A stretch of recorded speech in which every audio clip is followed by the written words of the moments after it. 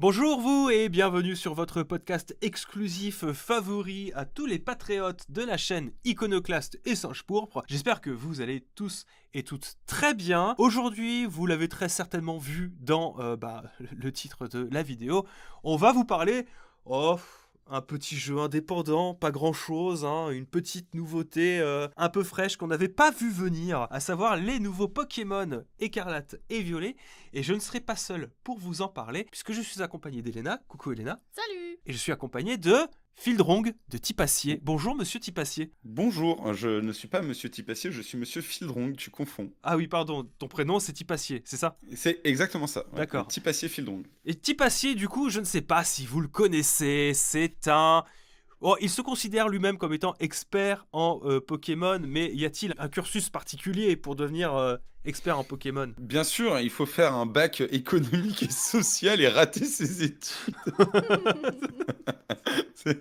C'est extrêmement spécifique comme étude. Bah écoute, tout le monde n'est pas capable de faire ça. Donc...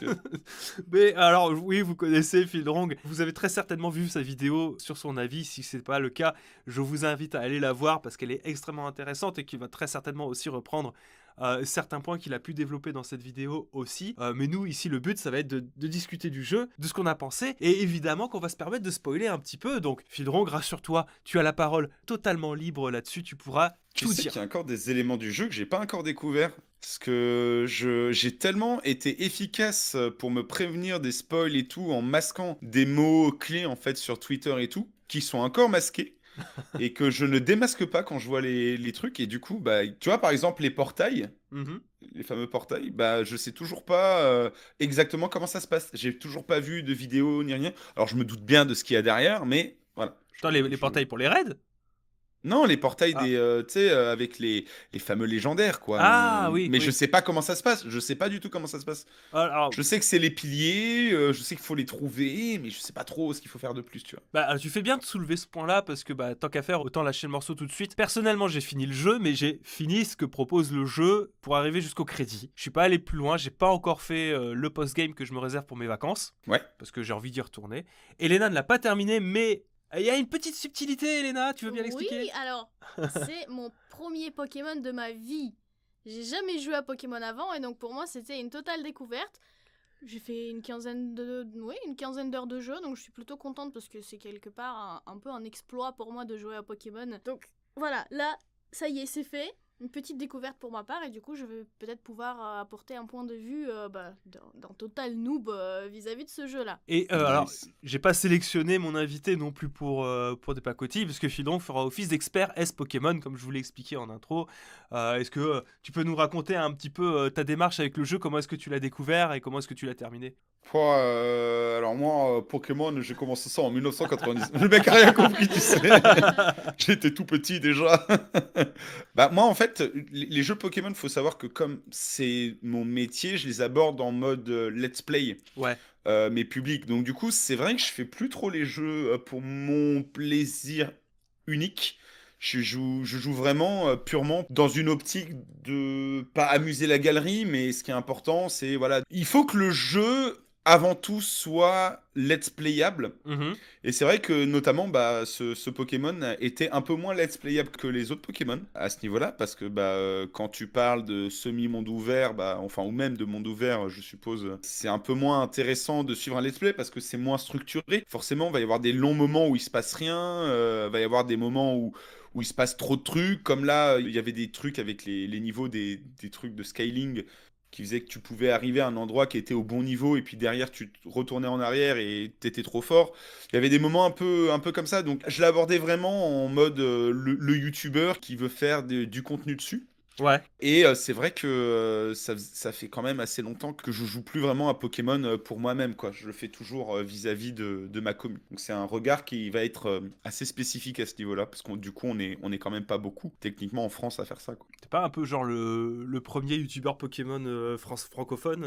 En termes d'audience sur les let's play, en vrai, Oui, si, t'as New Titeuf aussi qui fait quand même beaucoup d'audience, mais en vrai, je pense que je fais plus d'audience que lui sur les let's play, donc ouais, on peut dire ça, ouais. Ouais. J'ai une petite question, du coup, avant qu'on rentre un peu dans le vif du sujet, tout ça. Tu t'étais imposé des règles sur ce Pokémon pendant le let's play ou pas Alors du ouais, tout? j'ai tenté, comme à mon habitude, hein, j'ai tenté le Nuzlocke, donc c'est un fameux challenge où en gros, si ton Pokémon tombe KO, tu ne peux plus l'utiliser, tu ne peux capturer qu'un seul Pokémon par zone et tout.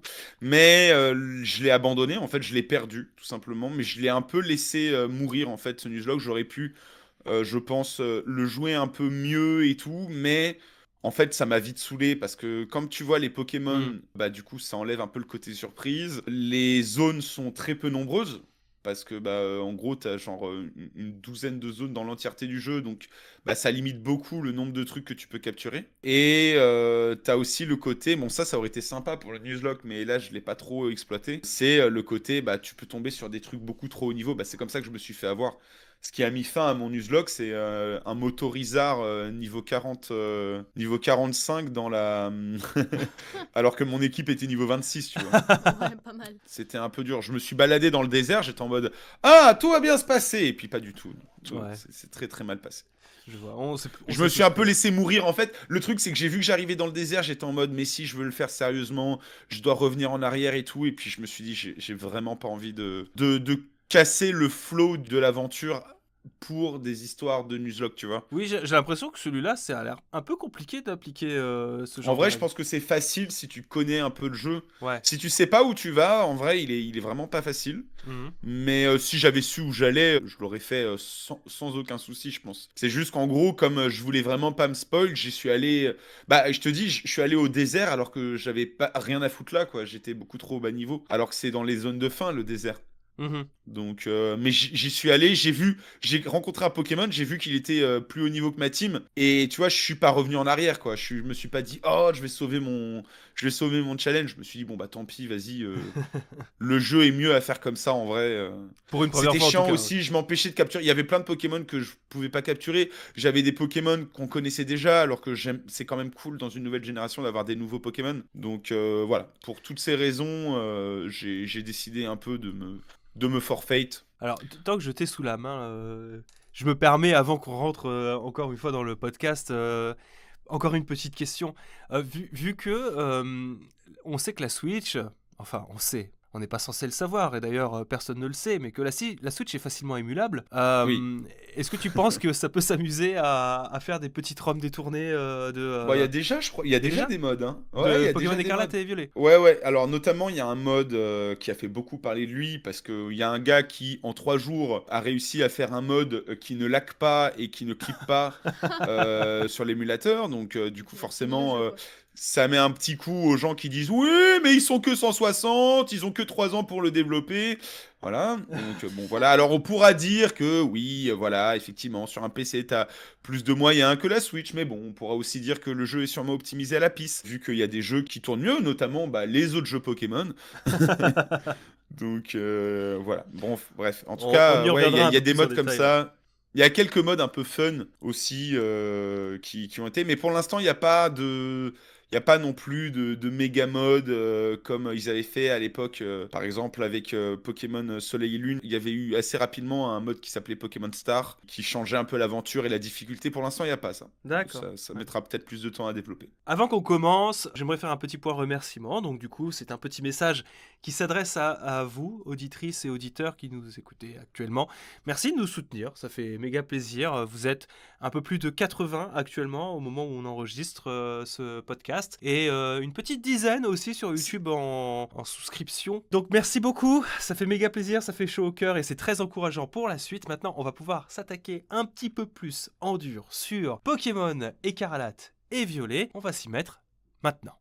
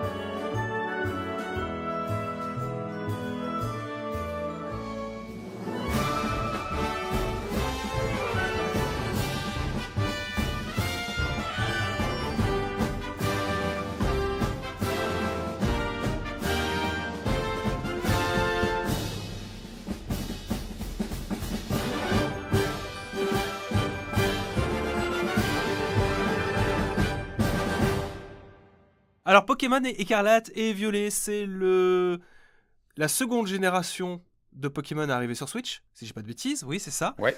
C'est le 4e Pokémon sur Switch. Il y a eu le 5e. Ouais, bah c'est ça. Si Let's tu Go comptes Pikachu, Pokémon c'est quoi Snap, c'est le 5e. Sinon, ouais, c'est le Attends, 4e. il y a eu Let's Go, Let's Go, il y a eu la 8G, il y a eu puis Snap, la 8G, puis Snap, Arceus. puis Légende Arceus, c'est ça. Et ouais, là, c'est le 5e. Et non, et Diamant étincelant, Et Diamant, donc sixième. 6e, ouais. 6e et 5e si tu comptes pas Pokémon Snap, qui est un jeu quand même Oui. plus mineur. Mais oui, effectivement, c'est le 6e. Et si tu comptes les DLC, oulala, ça commence à faire beaucoup. Le DLC fait partie de la 8e génération, donc ça va, on Oui, va leur laisser c'est vrai. le bénéfice du doute à ce niveau. Et bon, bah, je crois que vous comprenez un peu le message qu'on essaye de donner derrière. Ça fait beaucoup de Pokémon quand même. Ça fait beaucoup. Après, la console est vieille, hein, techniquement 2017, hein, donc Elle est vieille, oui et non. Elle va sur ses 6 ans en 2023, en mars c'est 2023. long maintenant, non? Est-ce que Ouais, je non, me c'est pas trompe si long que ça. si je dis qu'il y a eu plus de Pokémon que de Zelda ou de Mario? Bah, il y a eu 15 Sur Zelda, la Switch. enfin 2 Zelda si tu comptes le remake. Il y a eu un Mario, 2 Mario si tu comptes. Oui, non, il y a eu vraiment beaucoup de Pokémon. Ça fait un rythme. Après, il y a toujours eu plus de Pokémon qui sortaient que de Mario ou de Zelda qui sortaient. Oui, bien quand sûr, même. Je veux dire, évidemment. c'est quelque chose de. C'est pas nouveau qu'il y a des Pokémon très régulièrement. Ça fait quand même plus de 10 ans que les Pokémon sortent presque tout. Au début, en 3 ans, il y en avait 2 qui sortaient. Mais Ouais. depuis la 4G, c'est comme ça. Mais Voilà. là, cette année, c'était la remarque qu'on s'était faite avant qu'on commence. En Ouais, 12 par contre, mois, ouais, il y a eu ça, 3 c'est- Pokémon. C'est un nouveau record, effectivement. C'est Un nouveau record. 3, il y a eu non, les remakes, Arceus et la 9G. C'était difficile à suivre. Moi, j'ai pas fait les remakes. Hein. Il m'est tombé Je des pense que mains. c'est difficile à suivre, ouais, effectivement. Moi, je le ressens pas trop parce que, encore une fois, c'est mon métier. Donc, du coup, limite, je les attends, tu vois, Ouais. les nouveaux Pokémon. Donc, c'est à chaque fois un souffle. Mais c'est vrai que je pense pour des gens qui aiment bien de temps en temps jouer à Pokémon, c'est un peu dur à suivre. Tu sais pas trop où on en est. Je sais que Sunday, elle a eu un peu de mal aussi. Et là, elle est contente de jouer au dernier jeu. Mais c'est vrai qu'elle était un peu en mode, putain, Bah, c'est surtout quand ça sort tout le temps, quoi. si t'aimes bien jouer aux jeux vidéo de manière générale, c'est d'autant plus dur à suivre parce que bah, du coup, j'ai pas que ça. Et Ouais. à titre personnel, je sais que le Pokémon, il a été à cheval sur Bayonetta 3. Il a été à cheval avec God toutes of les. War. Avec God of War, avec toutes les sorties de Square Enix que Square Enix nous a vomi sur cette fin d'année. Ça a été très difficile de lui trouver une place alors que je voulais le faire parce que mine de rien, ne serait-ce que pour, on va dire, la gloire entre guillemets de voir un jeu tant à la ramasse technique qui fait parler de lui jusque sur les Oh. infos de M6. Je sais pas si t'avais vu ça. Ah non, je l'avais pas vu. Mon non. gars, pour te dire qu'il y a un problème quand même sur la technique, il y avait M6, c'était le 1945, ils ont diffusé une compile de bugs qu'ils avaient chopé sur Twitter pour dire qu'il y avait un problème avec le jeu. Ouais, Mais ils tu ont sais que une même petite moi, tu sais rubrique que internet. je fais toutes les années maintenant, là, depuis 4 ans, une petite vidéo un peu rigolote pour le 1er janvier, tu vois, en mode détente. Ouais. Et là, j'ai fait essayer de ne pas rire compilation de bugs et de la 9G. Donc, tu vois, j'avais jamais fait ça avant. Hein. Parce qu'il y a des fois c'est rigolo, mais bon, comme on dit, vaut mieux en rire qu'en pleurer, mais ça reste relativement dramatique, surtout que ça s'inscrit dans, on va dire, une forme de continuité de ça va pas chez Game Freak et Pokémon Company, parce que c'est pas la première fois, je veux dire, Arceus avait Ouais, sensiblement ouais. les mêmes soucis, mais Bah, depuis, en vrai, Diamant étincelant avait eu des gros soucis et c'était la première fois qu'on avait vraiment cette sensation de jeu pas fini. Parce que techniquement, c'était fini, mais il y avait énormément de bugs de sortie, un peu à la Cyberpunk, tu vois. Hmm. Genre, c'était complètement buggé, il y avait plein de trucs qui allaient pas. Tu pouvais finir le jeu en 10 minutes, tu pouvais glitcher, tout était glitché, il y avait beaucoup de problèmes. Donc ça, c'était vraiment... Il fallait quelques mois de plus. Arceus, on y reviendra, je pense, plus tard, mais Arceus et Violet Écarlate, c'est surtout le gros problème, en fait, c'est surtout leur moteur graphique. Je crois que j'avais entendu que quoi ils avaient changé de moteur de jeu récemment entre Pokémon 8G et Ouais, c'est ça. ouais, Exactement, c'est ça. En fait, les 2 derniers jeux sont sur un moteur graphique made in Game Freak, hein, vraiment. Ils ont créé leur moteur graphique, donc ils n'ont pas le temps de développer des jeux bien, mais enfin finis. Et par contre, ils ont le temps de faire un moteur graphique de zéro. Et le moteur graphique, bah, on l'a vu avec Arceus et on l'a constaté avec du coup la 9G. Il est catastrophique à la fois graphiquement. il y a énormément de problèmes. Ça, on l'avait vu dans Arceus, mais au moins, ça laguait pas trop. Puis là, on voit aussi que techniquement, c'est un désastre. Ça peut pas du tout tenir l'idée de monde ouvert, quoi. Ça met encore une pièce, tu vois, bon, j'avance un petit peu sur ce que je veux raconter avec ce contexte de sortie, mais bon, c'est pas grave.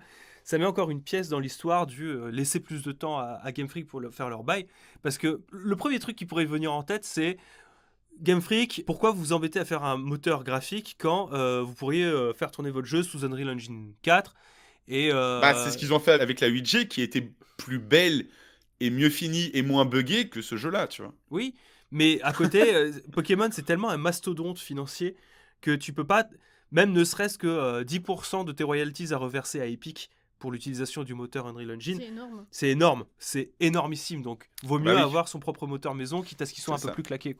Quitte à ce qu'il soit fini aussi.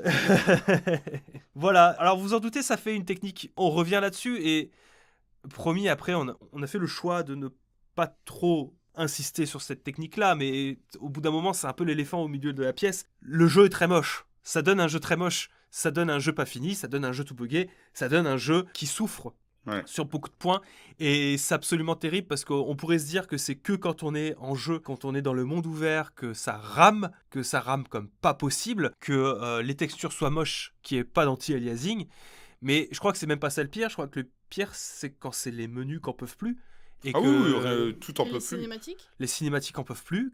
Et quand tu ouvres ta boîte Pokémon pour scroller tes Pokémon chargent. Il y a un temps de chargement. Tu arrives sur une boîte et elle est vide. Et il faut que les Pokémon chargent. C'est pareil pour les vêtements. C'est une première dans l'histoire de Pokémon. Ça n'existe pas ça, avant. C'était pareil quand tu vas acheter des vêtements, alors que pourtant les intérieurs des bâtiments ne sont pas modélisés. Ça aussi, c'est un truc qu'il faut vraiment ajouter. C'est parce que je pense que pour alléger l'expérience, on n'a pas voulu faire d'intérieur de bâtiment pour pas rajouter des temps de chargement inutiles. Donc il y a très peu d'intérieur de bâtiment par rapport à d'habitude. Et du coup, les boutiques ne sont pas modélisées. C'est juste un écran dans lequel tu vas avoir le choix des vêtements. Et même là, les vêtements prennent leur temps, mais un temps monumental à charger pour s'afficher sur le modèle de ton personnage. Ouais. Oui, voilà, la technique est désastreuse. Mais je sais que Pokémon Écarlate, et on va embrayer là-dessus, est un jeu qui a énormément divisé. Qui, sur Twitter, il y a tout le temps, même encore aujourd'hui, une grande bataille entre ceux qui vont dire que c'est le Pokémon le plus claqué au sol de tous les temps et d'autres qui vont te dire non, c'est celui qui a les meilleures idées et c'est peut-être ma génération préférée, parce que c'est toujours une bataille qui est en cours, et que du coup, on voudrait qu'il faudrait ne pas prendre en compte la technique pour le juger. Donc, ce que je vous propose, c'est que on se garde la technique pour la fin, parce que moi j'estime que ça reste malgré tout impardonnable, mais on va s'amuser quand même à critiquer Pokémon sans parler de la technique. Ça vous va ? Ouais, ça me va. Donc on fait semblant qu'il bug pas, qu'il lag pas et qu'il est beau et magnifique. Non, on fait pas semblant de ça, c'est juste qu'on n'en parle pas. On oublie. Pour le moment, nous n'en parlerons pas. D'accord. On va vous parler de l'histoire de Pokémon, on va vous parler de comment est-ce que ça se joue, et vous verrez qu'il y a des choses malgré tout qui sont à redire là-dedans et qui sont, je trouve, moins bien faites que dans les précédentes générations, surtout moins bien faites que dans Pokémon Legend Arceus, qui a des explications à tout ça, mais qu'on peut très bien s'en sortir de faire une critique intéressante de Pokémon sans aborder la thématique de la technique. Effectivement. Voilà. Bon, allons-y. Avant, encore une fois, pourquoi est-ce que ça divise ? Et je pense qu'on peut aussi parler un peu de ça. Merci Phil. Pardon, excuse-moi. Il n'y a pas de souci, c'est un peu un fantasme. On peut pas leur jeter la pierre là-dessus, Game Freak. Ils ont écouté les joueurs et ont essayé d'appliquer ce fameux fantasme du Pokémon en monde ouvert avec le fameux fan art qui avait été fait, tu sais, de Red qui regarde l'horizon de Breath of the Wild. Ouais, mais en vrai, le pari, pour moi, n'est pas raté à ce niveau-là, en tout cas. Il est perfectible, mais il n'est pas raté. C'est ça. Mais c'est sûr que le moment où Zelda est sorti, les gens ils se sont tellement hypés pour Pokémon en open world. Je me souviens, c'était un moment assez particulier. Alors, si je peux me permettre une petite parenthèse, on s'est tous hypés pour une forme de renouveau d'open world. Oui. Et dans les faits, depuis 2017 et la sortie de Breath of the Wild, il n'y a que Breath of the Wild qui applique des mondes ouverts comme il l'a fait. Et tous ceux qui se sont inspirés de lui, ils ont appliqué une autre formule qui fonctionne tout aussi bien, peut-être éventuellement, ou alors sont restés sur un système extrêmement classique de monde ouvert à base de multitude de choses à récupérer sur un terrain. Tu trouves pas que Elden Ring se rapproche un peu du monde ouvert à la Zelda, c'est-à-dire en mode t'es lâché un peu, tu dois trouver tout par toi-même, ce genre de truc? Bien sûr, mais c'est la seule chose qu'il fait. C'est-à-dire qu'il Elden Ring, pour avoir aussi torché énormément Elden Ring, c'est encore une Ouais. autre proposition qui est faite. C'est certes, tu es D'accord, libre, d'accord. Moi, et j'y tu ai peux pas faire ce joué, que tu donc veux, mais tu n'as pas la notion de monde organique, tu vois. T'as pas ce moment dans Elden Ring où tu vas être sur la map et te dire, si je fais ça et ça, qu'est-ce que ça peut donner? Tu vois, par exemple, dans Zelda, c'est si j'arrête le temps sur un caillou et que je le tape, est-ce que le caillou va partir loin? Tu vois, c'est ce genre d'idée à la con. Ah oui. Il n'y a pas ça, il n'y a pas le côté Ouais, bac à sable. très boîte à outils en Ouais, permanence. voilà. Ouais, Sur ouais, Elden je Ring, il n'y vois. a pas ça. Mais effectivement, tu vois, Elden Ring s'inspire. Il a pris acte de ce que fait Breath of the Wild, mais pour proposer autre chose qui est plus raccord avec la formule des jeux From Software derrière. Hmm. Mais du coup, on se rend compte que le fantasme d'un Pokémon à la Breath of the Wild, bah non seulement on l'a pas, mais la plupart des industries du jeu vidéo l'ont pas vraiment fait et n'ont pas voulu emprunter cette direction-là, quoi. J'imagine pour commencer, il faut déjà tout simplement saluer cet effort-là de proposer un monde ouvert Oui, qui a été énormément rêvé par les fans de la franchise et qui était attendu quand même aujourd'hui quand beaucoup de jeux proposent de l'open world et que là c'est une aventure. Pokémon c'est une aventure, c'est parfait. et qui est mine de rien original. Parce que pour le coup, on n'est pas dans un monde ouvert à la Ubisoft. Oui, Il y a une autre proposition aussi derrière. Je trouve que le monde ouvert de Pokémon, tel qu'il est proposé, si on doit commencer par lui jeter des fleurs, c'est qu'il a sa propre proposition qui fonctionne. Ouais, ça c'est bien. En vrai, c'est un peu ce qui fait que beaucoup d'amateurs de Pokémon vont passer un peu la pommade au détriment du reste des défauts. C'est qu'en gros, on a vraiment l'impression pour la première fois que Pokémon innove pour la première fois quand même depuis que la formule existe. Donc c'est quand même quelque chose d'assez important pour un fan de Pokémon parce que le truc qu'on reprochait le plus à Pokémon avant, parce que pour le coup les jeux qui sortaient étaient finis et ne buggaient pas. Et graphiquement, ils étaient très propres quand ils sortaient, notamment dans l'ère 3DS et tout. Et même la 8G, hein, techniquement, bon, il y a eu beaucoup de gens qui disaient oui, gna gna gna gna, mais en vrai, c'était pas si moche que ça. La 8G, il y avait quand même des ambiances sympas. Le jeu était assez léché, il y avait des jolis effets, tout ça. Donc voilà. Et en fait, le truc, c'est que à chaque fois, on pouvait dire oui, mais c'est toujours pareil, c'est toujours pareil, c'est toujours pareil. Et je me rappelle que quand on en parlait avec toi il y a quelques années, c'était un peu ce qui revenait dans ta critique principale, c'était que Pokémon, ça t'ennuyait parce que tu rejouais tout le temps au même jeu. Oui, Et en fait, là, c'est pour ça que les fans de Pokémon vont passer la pommade sur tous les défauts. C'est que oui, comme tu dis, ils ont enfin testé quelque chose et enfin, ils ont réussi à, pour le futur, proposer quelque chose. Et il y a beaucoup de gens qui ont cette approche, et moi d'ailleurs, le premier, en mode, je préfère un jeu qui est full buggé et qui techniquement est à la ramasse, mais qui innove, qu'un jeu qui est propre, en mode copie sympa, 12 sur 20, voilà. Et vous prenez zéro risque, monsieur, essayez machin. Et en fait, parce que là, je me dis que, ben, s'ils continuent sur cette formule, s'ils continuent à essayer des trucs, à moderniser un peu leur gameplay, etc., etc., sur la fameuse Switch 2 qui sortira, vu que, comme tu le disais, ça risque d'être soit le dernier, soit l'avant-dernier jeu Pokémon qui sortira sur cette version de la Switch, peut-être que, ben, le futur, on aura enfin un jeu propre et clean quand ils auront fini de bien perfectionner leur moteur graphique et tout, avec toutes les innovations qu'on a eues dans cette génération. Donc ça reste pour moi un pas en avant. C'est pas un pas aussi grand qu'on aurait aimé voir avec la 9G qui nous a été promis et un peu teasé avec Pokémon Legend Arceus, mais ça reste un pas en avant. Alors qu'avant, ils faisaient des petits cloche-pieds sur place et que c'était comme ça que je me sentais, moi, avec chaque nouveau jeu Pokémon. Là, j'ai vraiment de l'espoir pour l'avenir et j'ai l'impression qu'il y a beaucoup d'amateurs de la licence qui sont en mode bon, allez, ce jeu-là, il est décevant, mais en même temps, il y a un truc, tu vois. Oui. Tu t'as pas fait la quiche de maman. T'as essayé de faire un peu de grande cuisine. Alors oui, t'as raté, t'as gelé, t'as raté machin. c'est Mais pas très présentable. le glaçage. c'est n'a pas très. pris. Ouais, exactement. Mais t'as essayé un truc. Et si tu continues à le faire, bah tu feras une masterclass qui sera meilleure que la quiche, tu vois. Le glaçage, on dirait que t'as juté sur le gâteau, mais c'est pas grave. Bon, voilà, c'est exactement ça. Mais est-ce que tu vois ce que je veux dire? En tant qu'amateur de Pokémon qui fait tous les jeux Pokémon, qui passe des centaines d'heures sur chaque Pokémon, j'ai ce feeling.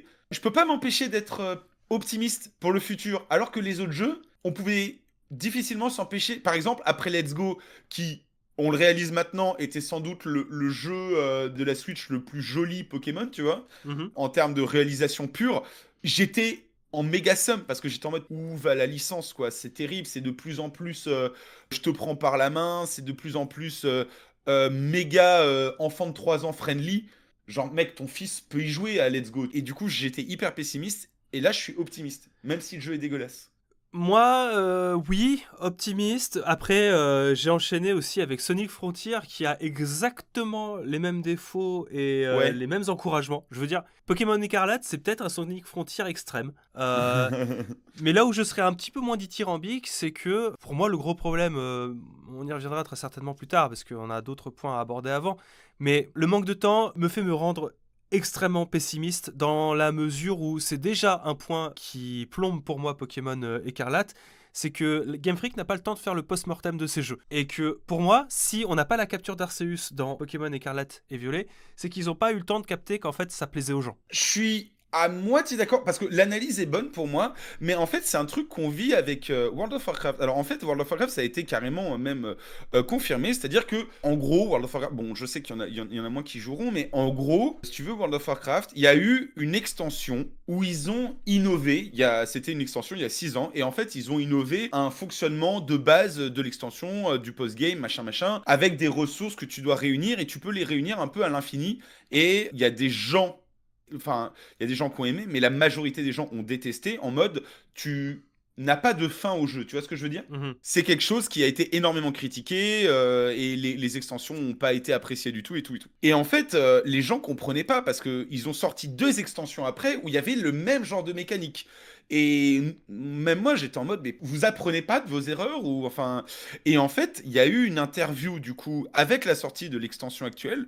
Ils ont retiré ce genre de mécanique et où le patron, en fait, le chef développeur de World of Warcraft a dit, mais en fait, les gens réalisent pas, mais nous, quand on fait un jeu, on a déjà les 2 extensions suivantes qui sont prévues. Oui.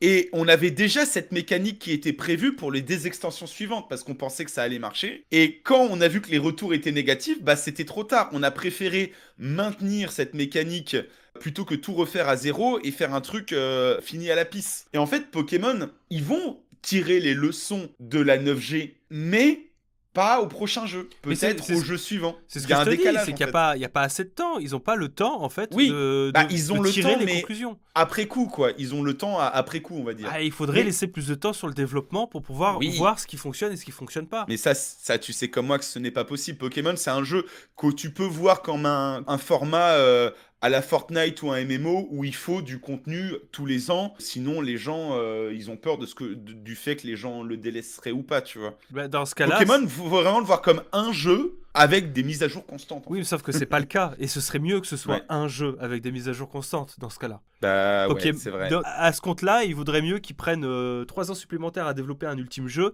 et à rajouter des régions par extension comme un MMO tous les ans, C'est vrai. comme un Genshin Impact, tu vois. Parce que là, C'est on vrai. se rapproche du principe du fast-food, c'est-à-dire que, ok, d'accord, tu manges, ça nourrit, mais ça vole pas très haut, quoi. Complètement ça, c'est ça. C'est peut-être pour ça aussi qu'ils veulent continuer à sortir des nouveaux jeux pour justement pouvoir de temps en temps faire en vrai, moi je pense qu'en ce moment ils sont un peu en mode on innove parce que mine de rien, le Pokémon il a plus évolué en 2 ans qu'en 25 ans. Alors oui, les innovations sont faites en ramant, on va dire, hein, c'est le cas de le dire, mais au moins, il y a des trucs qui sont faits. Ils sont en train de perfectionner la technique et de la remettre à jour, je pense. Sauf qu'ils ont tellement d'années de retard que, bah, voilà, quoi, c'est un peu fait dans le mal. On va peut-être commencer.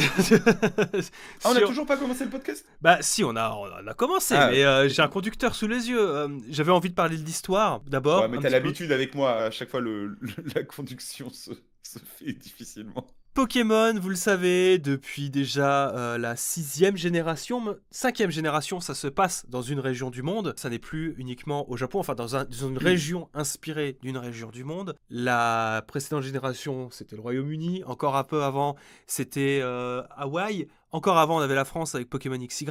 Là, c'est pas le DA, c'est l'Espagne-Portugal.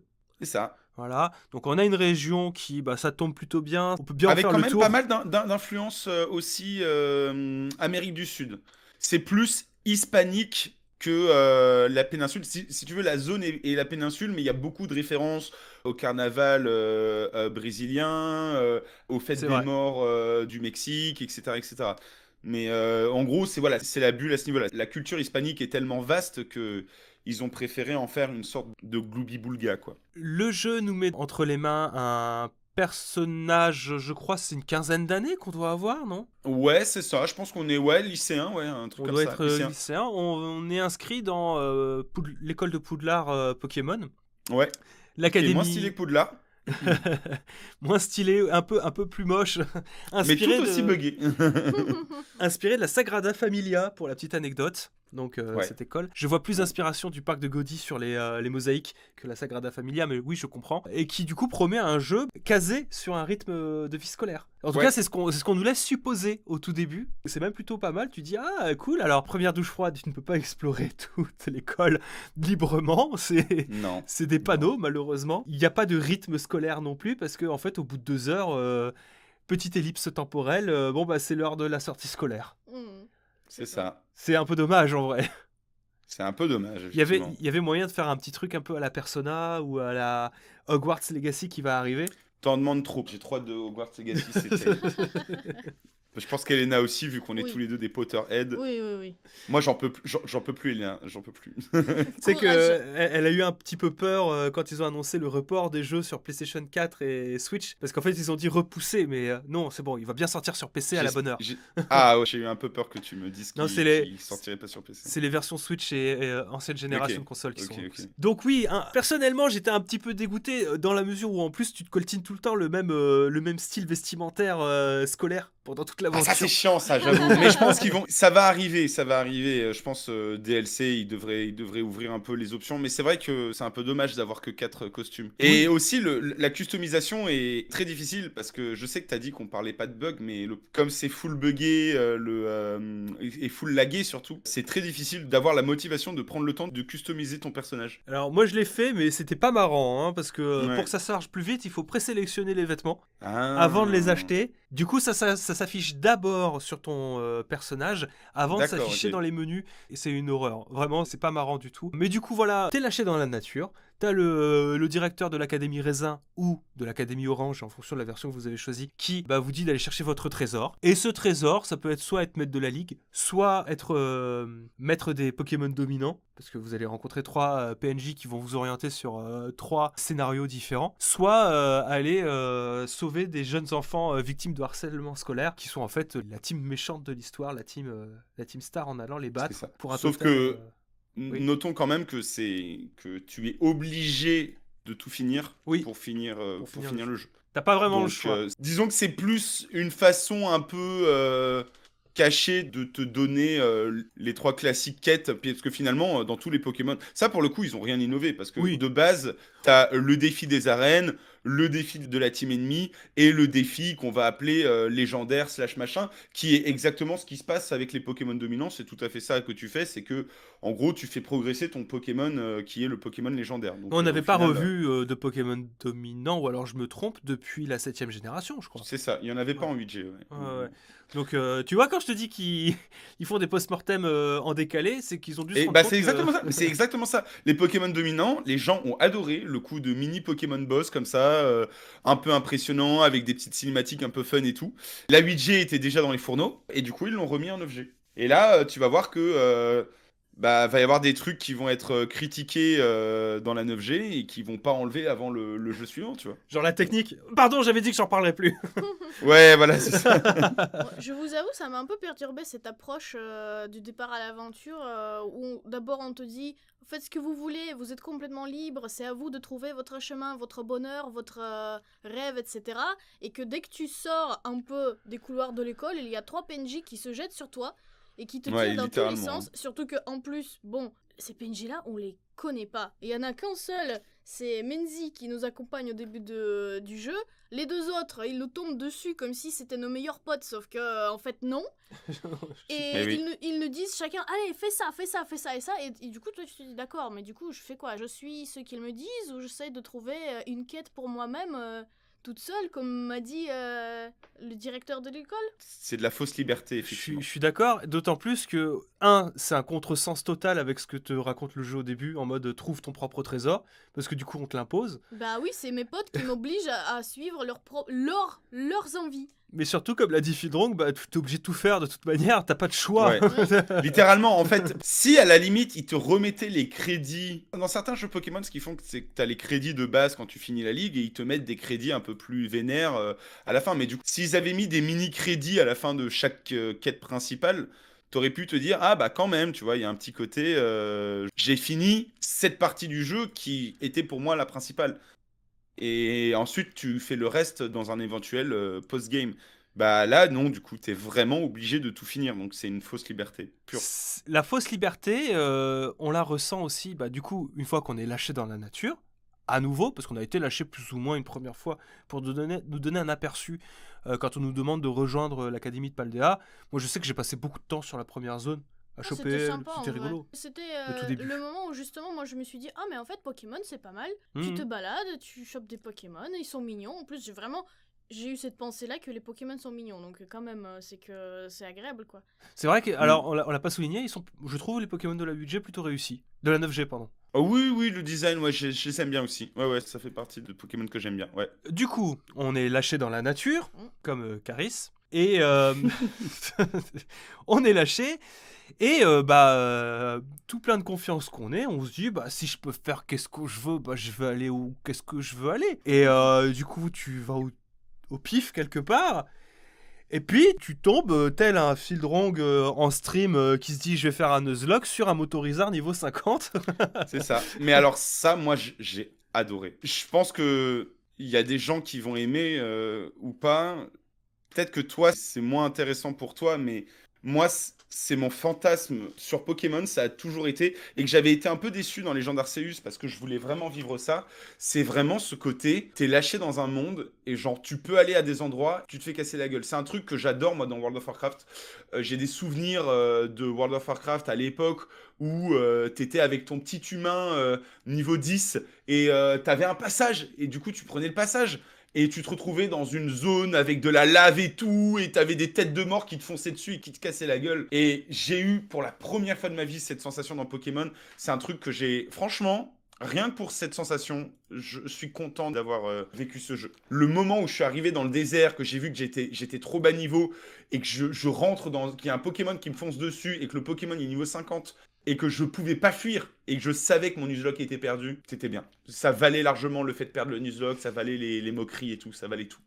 Bah, tu vois, moi je suis mitigé parce que Ouais, mais ça m'étonne pas, te connaissant, ça m'étonne moins, ouais. je suis mitigé dans la mesure où je trouve que c'est un peu vieux jeu comme moyen d'appréhender la difficulté, parce que tu peux avoir ce sentiment-là sans pour autant être un mur infranchissable, parce que du coup ce qu'on te donne c'est une illusion de la liberté, parce qu'on te fait croire que tu peux faire les arènes dans le sens que tu veux, que tu peux aller voir la Team Star dans le sens que tu veux, sauf que dans les faits, oui, mais non, parce que va non, falloir ouais. que tu grindes de ouf si tu veux aller C'est les ça. faire, quitte à te flinguer le reste de ton expérience. En fait, parce c'est que une approche très MMO coréen, en fait, c'est du ça, truc. c'est Ouais.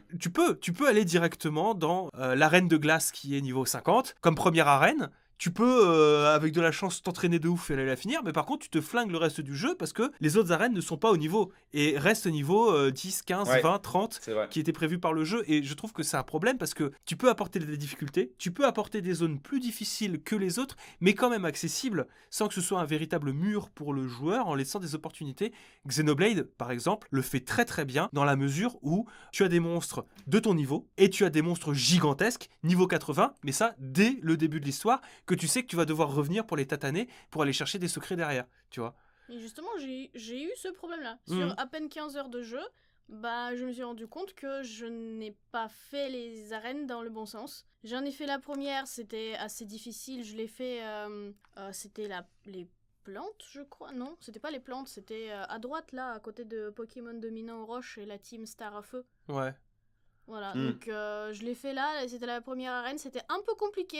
La deuxième, c'était l'électrique dans la ville avec l'influenceuse.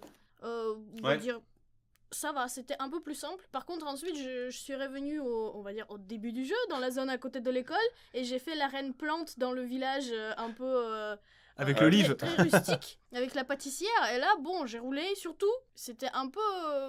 j'avais l'impression de perdre mon temps, en fait. Je pense qu'il aurait fallu, Que tu les vois... Pokémon, ils prenaient pas d'XP Que non quand plus, tu quoi. fais une des arènes plus haut niveau que toi, le reste se scale. Bah ouais, mais surtout qu'ils le font déjà. Enfin, c'est pas compliqué de scaler, tu vois. Ouais. Non, mais oui, effectivement, il y a des faiblesses avec ce système, mais je pense que c'est la bonne route pour moi, pour Pokémon. Je suis Le d'accord. côté liberté. Mais du coup, c'est une fausse liberté parce que dans les faits, il y a un chemin à suivre. T'as quand même des chemins que tu peux modifier un peu, parce que si tu sais un peu jouer au jeu, tu vas pouvoir faire les arènes avec des niveaux en moins, en fait. Mais oui, je vois ce que tu veux dire. Ça Pour reste, une personne qui débute, comme par exemple Elena, ou même Ouais. n'importe quelle autre personne, en fait, tu vas juste aller sur le chemin qui t'est prédéfini par Nintendo, dans la mesure où en fait, dès que tu sors du chemin, tu te fais tataner.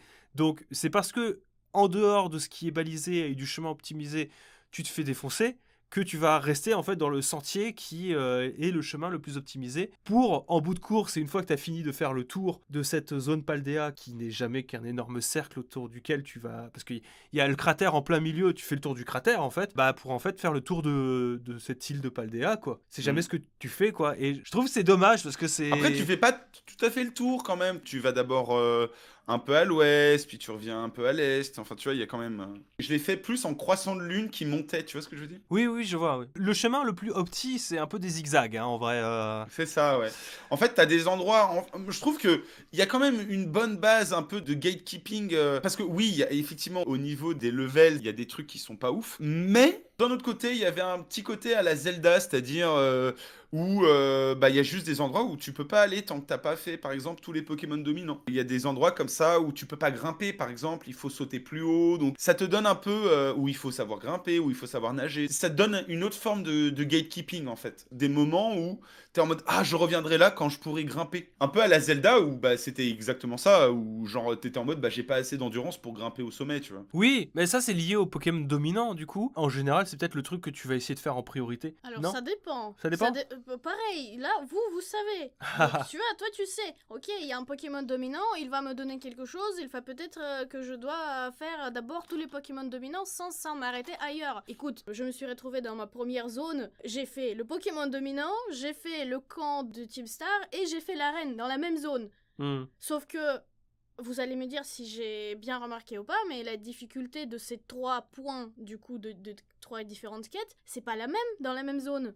On est d'accord? Ou c'est juste vrai. moi qui a cru... Oui. Bah voilà, donc le Pokémon dominant, c'était facile pour moi. Ensuite, la Team Star, j'ai failli mourir.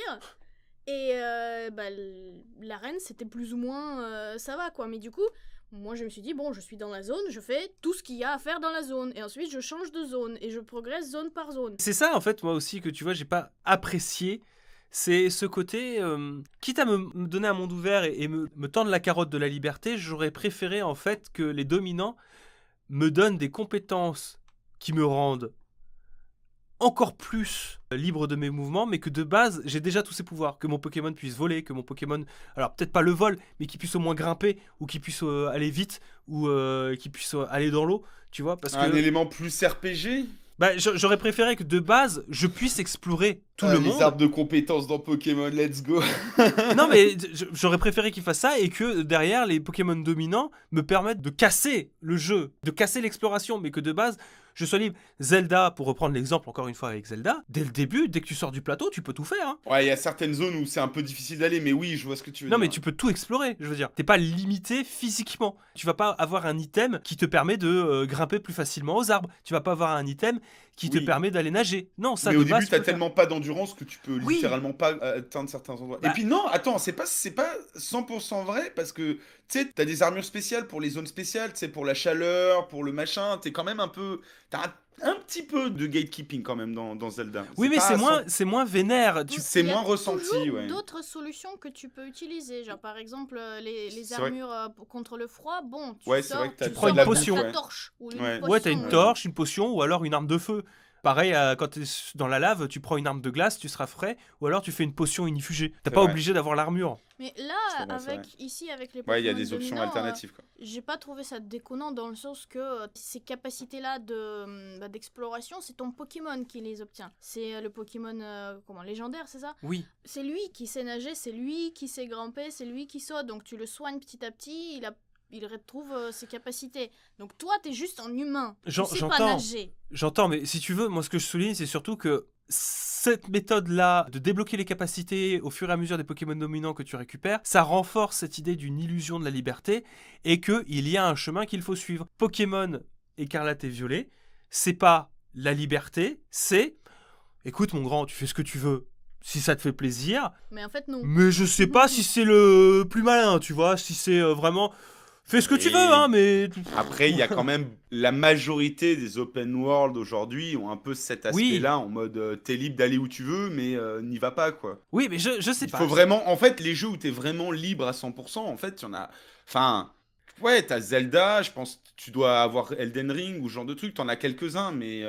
En réalité, tu vois, cette structuration du monde ouvert, je l'aurais accepté si derrière c'était pour nous raconter quelque chose qui nécessitait qu'on soit régulièrement bloqué. Et fondamentalement, Pokémon, tout au long de l'histoire, alors oui, il a ses thématiques. Voilà, je pose le mot ici parce que je sais que c'est quelque chose qui sera attendu par celles et ceux qui nous écoutent. Oui, ça parle de harcèlement scolaire. Oui, il y a la thématique de l'abandon. Oui, il y a des thèmes forts. Hein. Il est régulièrement fait référence à de la mort. Oui, il y a la C'est vrai. thématique de l'amitié forte entre les Pokémon et les humains, etc. C'est vrai. Sur les 2 dernières heures du jeu. Oui, parce que moi, j'en ai pas eu. À part Ah, Amenzi oui. qui nous aime à mort. C'est pas tout à fait vrai parce que justement, un peu à la Zelda, tu dois aller le chercher le lore. J'ai tu- eu juste le chien. Il est juste assez mal introduit, mais en vrai, tu peux aller le chercher, le lore. Par exemple, pour toutes les thématiques de harcèlement scolaire, t'as pas mal d'indices dans l'école, par exemple. Tu peux aller chercher. Justement, tu vois, en fait, le truc, c'est que t'as une sorte de dichotomie un peu bizarre entre le fait que bah, t'es dans un monde ouvert, mais t'es obligé de le faire d'une certaine manière, et de l'autre côté, il te propose un lore très un peu caché, mais dans ce monde ouvert, un peu pas ouvert. Donc, Mais c'est ça, du coup, oui. C'est exactement t'as un ça. décalage. Ça, pour le coup, c'est assez facilement réglable et c'est pas quelque chose qui me fait trop peur pour l'avenir. Tu vois, ça, c'est quelque chose qui peuvent. C'est assez facile à tuner, comme on dit. Oui. Après, ça reste quelque chose qui pour moi était très intéressant. Hein. Encore une fois, j'ai bien aimé la proposition de monde ouvert, mais quitte à rester encore dans le correctif, enfin c'est pas vivant. J'ai trouvé le monde mort, vraiment. Les Pokémon sont juste posés là. Ok, Mm. je les vois, mais il n'y a pas vraiment d'interaction entre eux. Ils sont pas vraiment intégrés à l'environnement. Je trouve que Ouais, parfois dans ils sont Arceus, assez... c'était un peu plus réussi, effectivement, à Mm. ce niveau-là. C'était Ils sont c'était juste un peu plus réussi. Ils sont juste posés là. Tu sais qu'à la plage, tu auras des dauphins qui flottent. Ça fait un peu bizarre. Tu sais que de temps en temps, tu vas voir des pigeons qui vont sortir de je ne sais où. C'est renforcé par le clipping. Désolé, hein, je reparle encore de la technique, mais le fait qu'il y ait des Pokémon qui apparaissent ou qui disparaissent au dernier moment, ça aide pas non plus à ce que le monde soit relativement vivant. Et je trouve ça dommage parce que tu renforces ça avec le fait que les villes sont vides. Mais il n'y a pas que ça, tu vois, c'est pas juste Pokémon qui ne font rien d'autre à part être là et les villes pareil. C'est en fait tout le monde, il est là juste pour servir de décor pour ton aventure. Parce que quand même, je vous rappelle, au début on nous dit partez à l'aventure, regardez si vous pouvez peut-être venir en aide à quelqu'un, faire des choses, découvrir les secrets. Sauf que une fois que tu te retrouves justement dans ce monde vert, il n'y a aucun PNJ qui demande de l'aide. Il y a personne qui te donne Ouais, y a pas de quête je sais pas, secondaire. une quête secondaire. Il y a personne qui demande, par exemple, que tu utilises tes Pokémon pour faire autre chose que de te battre sur les arènes. Donc il n'y a aucune utilisation de Pokémon autre que des combats avec d'autres dresseurs ou avec les champions d'arène. Alors qu'il y avait des quêtes secondaires dans Arceus. Ouais, Alors, ne Il y en avait serait-ce plein, surtout même. que tellement il y a de Pokémon dans la nature partout, le minimum de quêtes proposées, ça pouvait être ne serait-ce que, je sais pas moi, attrape tant de Pokémon de tel type. Alors, ça, pour il y en faire a, des- plus ou moins. Oui, mais ça, j'en ai vu un, c'était pour... Non, à peu près. Non, mais le Pour, Pokédex. Oui, mais ça, c'est genre, fais ta collection de Pokémon pour toi. Mais par Il y a exemple, des récompenses. aider un scientifique de Pokémon Oui. de trouver une dizaine de Pokémon rares ou récupérer un nombre précis, des types précis de Pokémon pour faire, j'en sais rien, moi, une expo ou une étude ou aider une mamie à trouver son Pokémon perdu. Même ça pouvait être sympa. Mais il Oui. y en a pas, donc c'est pour ça Oui, bah, comme dans que je Arceus, trouve que c'est vraiment très, très, très, très vide. T'es là, mais le monde, il est à part. Tu fais pas partie de ce monde. Et il y a vraiment, il y a rien, il y a aucun fil rouge narratif pendant tout le jeu. Et le jeu, j'ai l'impression qu'il se rappelle qu'il a quelque chose à raconter, littéralement sur les 2-3 dernières heures. À part la rivalité avec Menzi sur les quêtes des arènes à récupérer, qui est très sympa. J'aime beaucoup Menzi. Si, il y a un peu d'histoire quand t'as T'as toute l'histoire de la Team Star, t'as toute l'histoire... Les Pokémon dominants, c'est pareil, l'histoire, elle vient avant. T'as des petits plots quand même qui sont là, mais c'est vrai que je suis d'accord avec Elena là-dessus, c'est que le monde est vide, ça manque de quêtes secondaires, ça manque de personnages qui animent un peu, tu vois. Les personnages, soit ils disent rien, soit ils se baladent en laguant du cul, parce que... On n'a dit pas la forcément. technique maintenant. Ok, pardon. Mais voilà, c'est vrai que c'est un peu le souci, en vrai. C'est Ne un peu le souci. serait-ce que- Je suis complètement ne serait-ce d'accord que- avec Elena. Ouais. Il manque beaucoup de quêtes secondaires. Dans Arceus, quand Alors, t'arrivais dans une zone, t'avais pas mal de trucs à faire. Il te disait, je sais pas, va dans cette grotte, regarde ce qu'il y a là, machin, machin. J'aimerais vraiment que... Mais je pense que ce sera pris en compte dans l'avenir, qu'ils en mettront plus. Du coup, oui, l'histoire, sur la fin, qu'est-ce qu'il se passe? C'est qu'on se rend compte que chacune des routes qu'on a prises, c'était l'occasion de recruter un PNJ en particulier pour aller visiter. Désolé, De je te devenir un spoil, ami, ouais. Elena. Oh non, non, mais C'est pas vraiment, grave. c'est vraiment orienté sur le côté amitié pour le coup. C'est vraiment, tu deviens, à la base, t'as pas prévu d'y aller, tu deviens pote avec ces gens et à la fin, t'es en mode, bon bah, tu pourras pas aller dans cette zone tout seul. Comment je fais pour y aller et pour être capable de lutter contre les méchants Pokémon, boss, etc., etc. Ah, tiens, je me suis fait des amis qui sont assez costauds à côté sur le chemin. On y va ensemble. Et ça, pour moi, c'est le truc le mieux raconté de ce Oui, jeu. je suis C'est entièrement vraiment- d'accord, mais c'est au moment où on arrive du coup sur une zone très close, à savoir Ouais. le cratère de Paldea, et que c'est extrêmement balisé sur l'endroit qu'il faut aller. Et en vrai, c'était super cool. Moi, j'aurais bien voulu qu'ils proposent des raids solo, un petit peu comme ça, tu vois, de temps en temps, sur la carte. T'as des donjons, voilà, t'as des donjons Mais c'est où ça, tu as les Tu amis joues que à t'as Final rencontrés. Fantasy, Florian. on revient vers cette idée-là de le monde est vide. Ça aurait été bien sympa d'avoir ne serait-ce qu'une quête en particulier liée à chaque ville. Tu arrives, il se passe un truc, il faut que tu participes.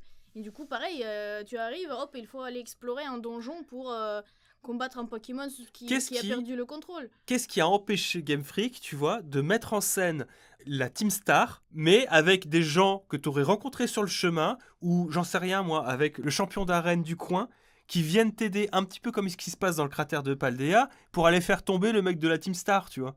Genre à plusieurs.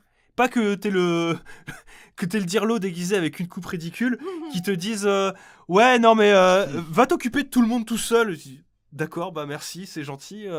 C'est vrai. Tu vois, avec des petites énigmes à l'intérieur à résoudre, un petit peu comme dans le cratère de Paldea, quoi. Bah, c'est toujours ce que tu te dis avec Pokémon. T'es toujours en mode ah, et s'ils avaient fait un petit peu. S'ils avaient fait un petit peu plus, un petit peu plus, un petit peu plus, un petit peu plus, tu vois.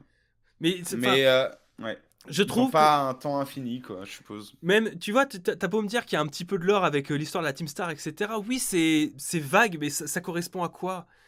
15 minutes de lore pour toute la quête de la Team Star avec des révélations à la fin qui là en fait on te raconte tout mais à la fin ce qu'il s'est exactement passé. Tu peux pas le deviner. Alors, je vous avoue, l'approche pour aller battre cette Team Star, ça m'a pas mal perturbée. Parce que quand même, c'est quelqu'un qui arrive, qui hack mon téléphone et qui m'oblige, parce qu'elle me laisse pas le choix pour le coup. Dès que je m'approche de la première zone de repère de Team Star, elle m'oblige d'y aller.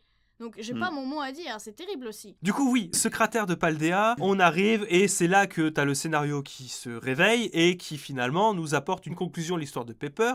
C'est extrêmement touchant, c'est extrêmement bien mis en scène aussi, hein. J'ai trouvé ça Ouais, très... j'ai beaucoup aimé. j'ai- J'ai beaucoup aimé. J'ai aussi beaucoup aimé. Mais voilà, je trouve ça dommage que Pokémon te montre de quoi il était capable depuis le début, mais juste à la fin. J'ai trouvé ça dommage. Hmm. Voilà. En fait, le truc, c'est que oui, si tu compares ça à d'autres jeux qui existent et tout, c'est oui, évidemment c'est souvent mieux fait et tout, mais pour du Pokémon, et je sais que c'est souvent l'excuse qui fait chier les gens qui sont pas sur du Pokémon ou ce genre de truc. Mais pour du Pokémon, c'était une des premières fois qu'on avait un traitement comme ça qui était pas 100% hyper simpliste, hyper basique, en mode ça fait 2 secondes qu'on se connaît, on est amis. T'avais vraiment l'impression de développer une relation avec les persos.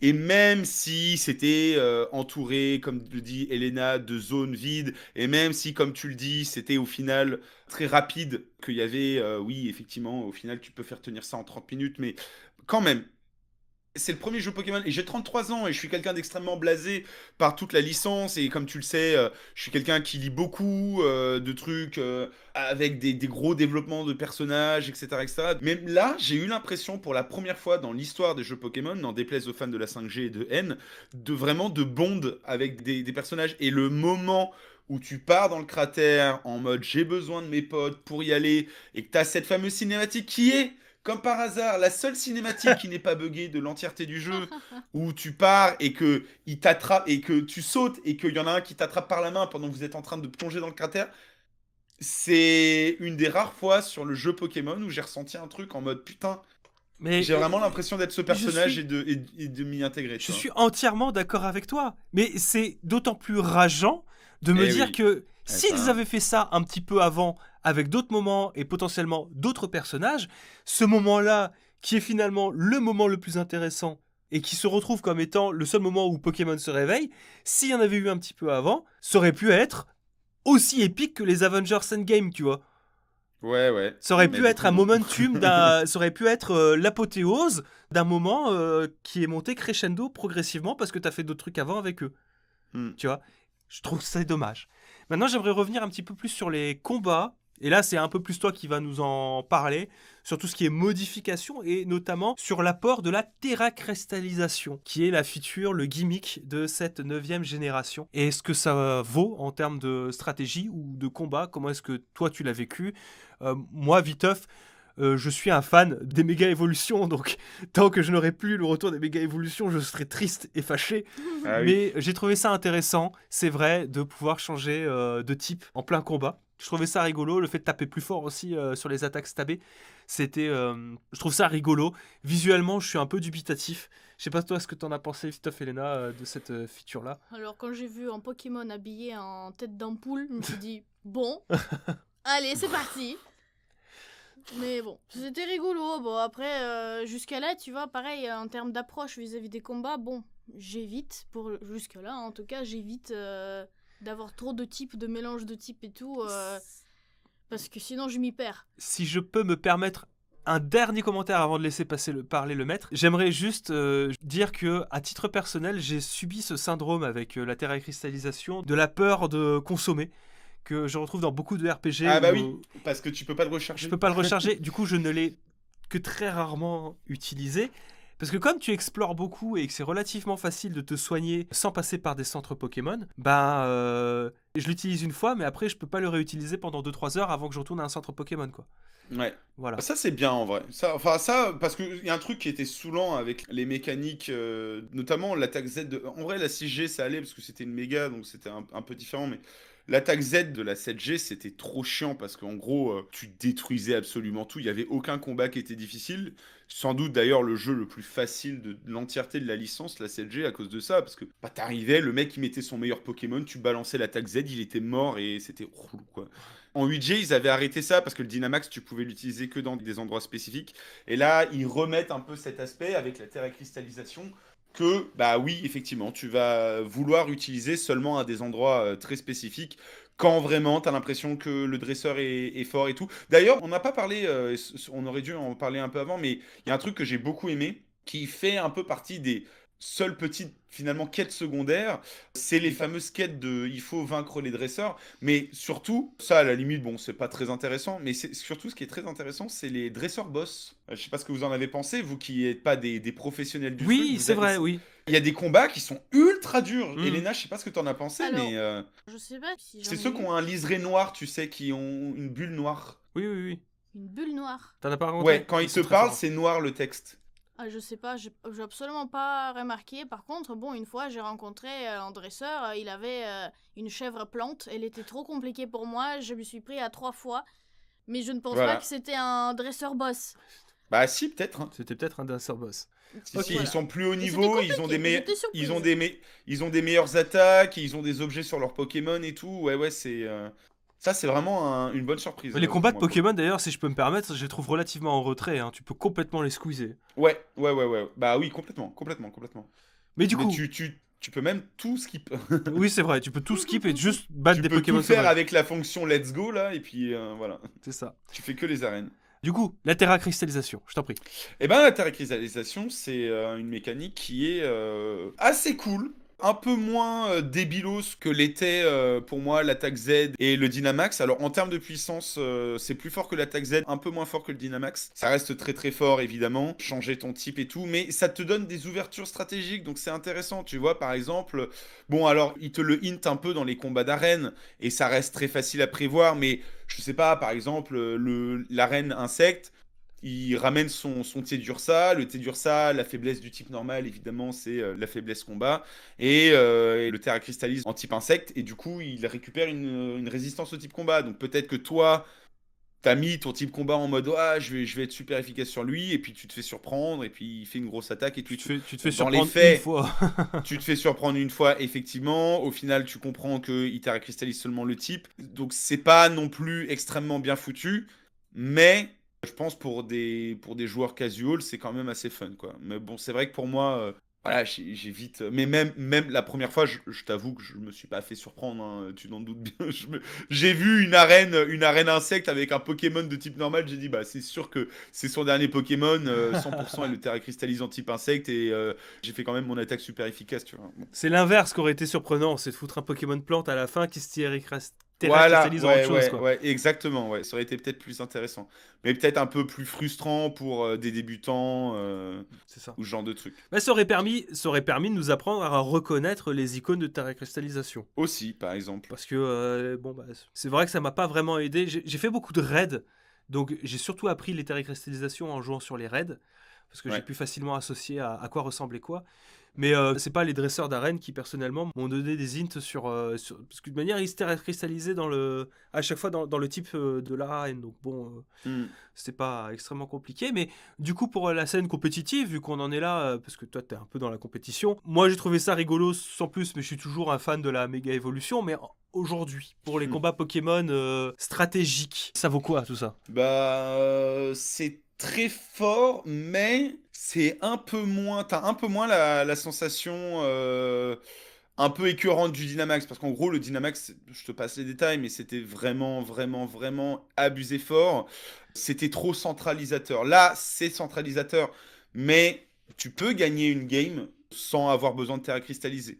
Hmm. Quand tu avais le Dynamax, c'était obligé d'utiliser le Dynamax. Donc on revient sur une base de puissance un peu plus compréhensible. Après, compétitivement, c'est quand même un peu le coin flip, comme on dit, c'est-à-dire que tu sais jamais ce que va faire l'adversaire. Donc ça ruine un peu le côté compétitif. C'est un peu comme si tu avais ton ultra gratuite dans Street Fighter et qu'elle était incontrable, tu vois ce que je veux dire? Oui. C'est du coup là en gros sur le compétitif. Alors ce qui est intéressant c'est que la mécanique contrairement au Dynamax va être nerfée d'une certaine manière également en VGC dans les formats compétitifs qui d'habitude ne font pas de nerfs sur ce genre de mécanique principale des jeux. C'est-à-dire que là en gros les prochaines compétitions officielles vont être en open team list, c'est-à-dire que tu verras le type Terra Crystal de la team de ton adversaire, enfin des Pokémon de ton adversaire. Donc tu n'as plus le côté coin flip en mode ah mais si son Terra Crystal c'est fait machin et si son Terra Crystal c'est dragon, c'est pas la même chose, tu vois ce que je veux dire? Hein. Et en fait du coup là on s'oriente un peu vers ce genre de modification sur la stratégie solo Smogon que je fais. Ce qui est intéressant dans l'histoire, c'est que normalement, la mécanique, en tout cas dans un premier temps, ne sera pas bannie. Elle sera juste restreinte et il y a une chance que ce soit une restriction comme avec le format officiel. Et ce serait vraiment intéressant, je pense que ça se rapproche à ce niveau-là. Après, c'est pas moi qui prends la décision, mais franchement, la strat 9G, je la trouve intéressante et cool. T'as le côté un peu fun de la terra cristallisation. C'est possible de la maintenir en compétition. Contrairement au Dynamax où c'était n'importe quoi en fait. C'était genre, tu pouvais pas jouer compétitivement. Le Dynamax, c'était pendant 3 tours, t'as un Super Saiyan dans ton équipe qui est intuable parce qu'il a double PV, qui inflige des dégâts bonus comme avec la terre à cristallisation, mais sur toutes ses attaques, qui en plus va mettre des effets secondaires avec ses attaques. Tu vois que c'est pas du tout le même ordre de puissance, tu vois. Ouais. Ok. Voilà. Bah, je pense qu'on a fait un peu le tour de tout ce qu'on avait à raconter là-dessus. On peut peut-être revenir à quelque chose un peu plus conclusif et puis revenir aussi à cette technique. En quelques mots, moi, ce Pokémon, je l'ai bien aimé. Je l'ai bien aimé, mais comme vous avez pu entendre, on peut quand même apporter beaucoup de critiques en mettant de côté l'aspect technique. Et maintenant que Ouais. ça doit revenir, voilà, c'est honteux. C'est honteux de la part de Game Freak, je trouve, maintenant qu'on y est, d'avoir cet aspect technique autant au ras des pâquerettes quand on a entre les mains la licence la plus lucrative. Tu peux trouver un milliard d'excuses, il n'y a pas de problème, hein, je veux C'est ce bien que qu'il je dis- soit... c'est ce que je disais dans mon analyse, c'est exactement la même chose que Mhm. toi. C'est-à-dire que c'est honteux. Tu peux effectivement trouver des excuses en mode gna gna, mais ils doivent enchaîner les jeux, gna gna, ils ont une petite équipe. Ouais, sauf que la petite équipe et le fait qu'ils ont une petite équipe et qu'ils sortent des jeux tout le temps, c'est quelque chose qui dure depuis 25 ans. Ouais. Au bout d'un moment, s'ils sont pas capables de faire des jeux finis parce que c'est la 3D, le monde ouvert, la Switch, c'est un peu à eux d'anticiper et de recruter plus de monde. Ils sont pas non plus, que je sache, empêchés de le faire. Il n'y a pas un flingue sur la tempe en mode non, tu restes, tu gardes ton équipe à moins de 200 personnes. Donc clairement, ça reste honteux. Et le fait qu'on trouve des excuses à Game Freak depuis littéralement 1 an, c'est ça qui est honteux. Oui, C'est je suis genre, d'accord. on trouvait pas d'excuses avant, on leur trouvait pas d'excuses avant, on disait les faiblesses. Maintenant qu'il y a des problèmes techniques et des problèmes en termes de production de jeux, etc., etc., ah là, tout de suite, oh mais non, mais attends, tu comprends, ils sont 160, gna gna gna. Non, mais d'accord, mais ok, t'es 160, tu essayes de faire des jeux plus ambitieux, voilà. Oui. Maintenant que tu essayes de faire des jeux plus ambitieux, bah tu t'adaptes, je sais pas. Tu restes pas si... sur quelque chose d'extrêmement Oui, artisanal, quoi. si je vais à la salle de sport une fois par semaine, ça suffit.